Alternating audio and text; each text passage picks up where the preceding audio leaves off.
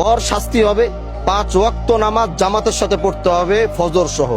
আপনার মেয়েরে আমি সমাজের সামনে আনি নাই, কারণ আমি কোনো মায়ের ইজ্জত নষ্ট করতে চাই না, আমি আমার কোন বোনের ইজ্জত নষ্ট করতে চাই না। যে অপরাধ করছে আমি সমাজে আইনা দাঁড় করে যেতে পারতাম, আমি মানা করছি, আমি বলছি না আমি তার আনবো না। আপনার মেয়ের ইজ্জত আমি নষ্ট করি নাই, চাইলে আমি এখানে ওরা দাঁড় করে যেতে পারতাম। মানুষ দেখছেন এখানে ক্যামেরা চলতেছে দুনিয়ায়, আমি আমার এই বোনের ইজ্জত আমি এভাবে নষ্ট করবো? সে ভুল করছে। আমি এটাই বুঝাইতে চাইছি যে প্রকৃতভাবে দ্বিতীয়বার, আল্লাহর কসম করে বলতেছি, দ্বিতীয়বার যদি আমি এইরকম আর আরেকটা কথা যদি আমি আপনার মেয়ের নামে আর জীবনে শুনবো, এটা তরে শুদ্ধ আমি এখান থেকে খেদাই দিল।